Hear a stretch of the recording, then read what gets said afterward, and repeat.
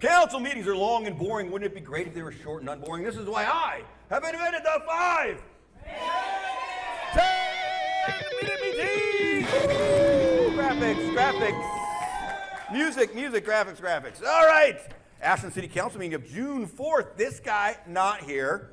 Well, good or bad, who knows? And then this one starts by saying it's a Flag Day proclamation. June 14th is Flag Day. Contemplate what you can do to make Flag Day important. All right, and then the city manager's report. City manager Sabrina Cata, I propose, she looks like this. And then she says, the new website, we're still tweaking that. And something is being moved to Laserfish.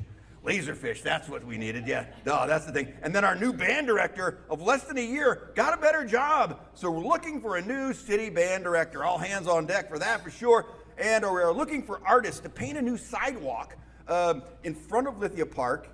Finally, this is what happens when a large group of involved citizens don't band together and don't ask for something. It's the same group that didn't ask for solar garbage cans, I believe. And then the public forum, the bald 5G guy, we know him, says our 5G ordinance doesn't protect the health of us 5Gers. And then a radio announcer in glasses guy saying, we want a resolution to address gas in existing homes. Businesses need guardrails. And then a white-haired, blue shirt lady said, houses with gas appliances are super unhealthy. Keep the momentum up. A beret in her hair lady said, pass the no gas ordinance. A shaved head scarf lady said, me and people in Gaza are tired. Equally, I'm guessing, what's happening is not okay. And then a scarf in the hair lady said, massive numbers of injured and dead in Gaza. Hear me now, we need this resolution, prove Ashland is a city of peace. A yellow cap guy with a scarf said, here's the definition of genocide. He read that and he said, Ashland doesn't look like a city of peace. And a skinny guy in glasses said, I want to be proud of my city. Sign a ceasefire resolution. Butterfly wings beating can become a hurricane. In this case, a hurricane of peace. Well, that was good. And then a consent agenda. This one goes, where is she today? Oh, there she is. He goes, I approve all the first 3 items, and that was all approved. And then this guy goes, I don't approve the second one. Let's pull that one. Pull item 4. And item 4 was a technicality. Transferring Rogue Valley Roasting Company, bought by Ashland Food Co-op. So they're moving the liquor license between the 2 names. And this one goes, hey, since I have a co-op card, I am an owner, 1/100% owner of the co-op. So attorney Doug McGeary, here he is. Doug McGeary says I have to recuse myself, and then so this one says, yeah, I got a co-op card, so I got to recuse myself too. And then this guy goes, yeah, me too, I guess. And then this one says, yeah, me too. I mean, my kid works there, but I have to recuse myself. And this one, finally, speaking truth to power, says, hey, city attorney Doug McGeary, what the she didn't say that, but and then so city attorney Doug McGeary, hey, this guy, he goes, well, technically by law, if you really want to be technical, they are owners and blah, blah, blah. But everyone can just swear that their ownership won't bias their decision on this monumental transferring of the liquor license to a new owner. And everyone goes, yeah, sure, that's fine, sure. Except for this one. She goes, oh, no, I still recuse myself. Oh, I guess, okay. So passed 4-0. More importantly, though, these 2, they don't have a co-op card. What? That should make you ineligible for office. What's that about? All right. And then city attorney Doug McGeary's back, and he goes, hey, this ordinance formalizes the Department of Innovation and Technology, the Do It department. It's now its own department. And Jason Wagner, technology director, said, we should do this. He wants to be Chris Pratt so bad. And it was it. Under presentation, and it was approved. And then Scott Fleury, our public works director, said the right-of-way vacation, removal vacation, not vacation, on Fern Street between Elkader and Mountain. It will be a driveway for 2 houses, and there will be a public walkway. And this guy goes, neighbors are going to be stoked. He did say stoked. And then, you know who's not going to be stoked? The trees. There's some pretty big trees on that area. That looks like they're coming down. You know, we used to have a tree commission, but 90-foot bike path better than 120-foot Ponderosa Pines, all approved. And then Public Works Director says another right-of-way vacation. That's a removal in Mountain Meadows on Meadows Drive. That's all approved. And then Marion Berry, our finance director, there she is. And she says the annual resolutions to officially accept property tax money, agree to provide city services, and agree to take state revenue like marijuana money are up. And then this one says, she goes, hey, since I didn't support the city budget, I won't support any of these budget items. So they all three passed 4-1. And then, and that last one, this one is staring daggers at her at the end, like, how dare you? And we're like, stay tuned for that. And then the mayor, I know there she is. She goes, okay, homeless shelter goals.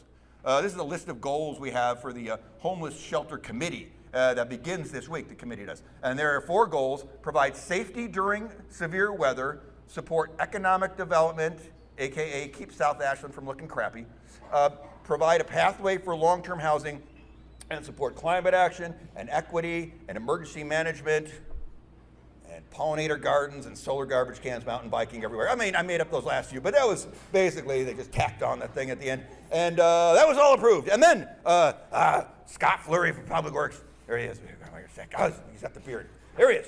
The Pioneer Hall and Community Center. He says, here's a contract with Outlier Construction. The city is suggesting the full $1.7 million, but the council can take the basic $1 million contract and add whatever of the 15 alternatives that add up to $700,000 if you want, or you can just say no. FYI, there is a $250,000 contingency slush fund baked in just in case anybody, contractor or city staff, comes up with something extra to do. It's all pre-approved. And then this one says, where is she? She goes, hey, just wondering. She wasn't wondering. She knew. Why isn't the 2021 ad hoc suggestion in this package as an option? And this one goes, oh, well, we put that package out for bid in 2021. And all the construction companies said, oh, that package is super unsafe. You know what? We're going to provide our important super safe version, and it's only going to cost 3 times more. And then this one says, she goes, what did she say? She goes, oh, the 1.7 million was 350,000 in 2021. What changed? And this guy goes, oh, ADA and heating and air, a new roof and floor, paint somewhere, maybe a new sidewalk. He went on for the list. And then she goes, hey, my sworn enemy, Stephen Jensen, Councilor Jensen, said when he left, he said, open the community center now and we can fundraise for repairs. And that never happened. It's a shame. And this one goes, she goes, oh, by the way, the dumb ad hoc committee package was $350, but the smart submitted by our contractors package was $800,000. Is that correct? And Scott Fleury goes, oh yeah. Well, we are doing the ad hoc suggestions, but also 3 times more things. And then this guy goes, well, we pre-approved for $2.4 million in the budget. So $1.7 million, that's pretty good. I move to approve. And this one goes, remember that these are public buildings for all public, and since I think the community center could have opened in 2021, I'm abstaining. And Cracker Jack Doug McGarry says, oh, abstaining counts as a no unless you get a 2/3 vote to approve, and then you submit in writing. And she goes, fine, I'll vote no. Never mind, forget it. And so it passed 4-1. And I thought they were going to maybe they're going to start in 2 months and finish in October 25. Somebody else heard different. We'll see when that happens. And then Scott Fleury, special procurement. Only one company, Nielsen Research, is doing all the city water testing for the next 5 years because, it's exhausting re-voting on water treatment companies every year. Am I right? It's all approved. And then finance director Marion Berry says, timber sales revenue, all the helicopter stuff they've been doing. The trees harvested are supposed to bring in $686,000 total. The first check for $153 is in, and the council needs to vote to accept that check. Of course, all approved. And then she goes, another thing, there is $517,000 of the hotel taxes that goes to the Ashland Chamber of Commerce's subchamber, the Travel Ashland, for the year 2025. So Travel Ashland promotes basically what the Chamber of Commerce likes, and that's $517,000. And this one goes, and there's some more money than that goes to other things, right? And she goes, oh yeah, there's more money, and that goes to beautification grants and garbage cleanup. How much? You mind your own business, okay? And then didn't council used to vote on this every year? What part of mind your own business aren't you getting, okay? All approved. And then this one says, this one goes, wait, meeting almost over, I changed my mind. I want to change my vote on providing city services and accepting state money from that thing from before. Remember when, what's her name was shooting the daggers at her? She goes, can I change those no votes to yes votes? Because I wasn't paying attention and I was distracted. I'm like, she literally said that. I'm like, okay. And they went through this huge process and they had to vote and revote and approve and approve. So she got 2 yeses instead of 3 no's. Instead of 3 no's, she got a no and 2 yeses. So she's still no to accepting property taxes.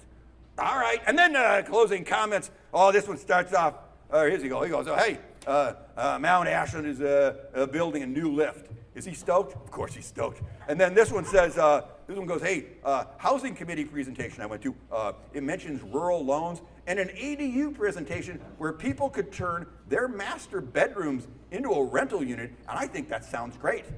Rent your bedroom. I think that sounds horrible. And then this one goes, there he goes. He goes, hey, airport day is Saturday. Sorry, that was last Saturday. That was yesterday. You missed it. And then this one says, the new OSF gift shop is now open. And then this one says, on June 11th, SOU will raise the flag to begin the Juneteenth celebration. That is it. End of meeting. You're welcome.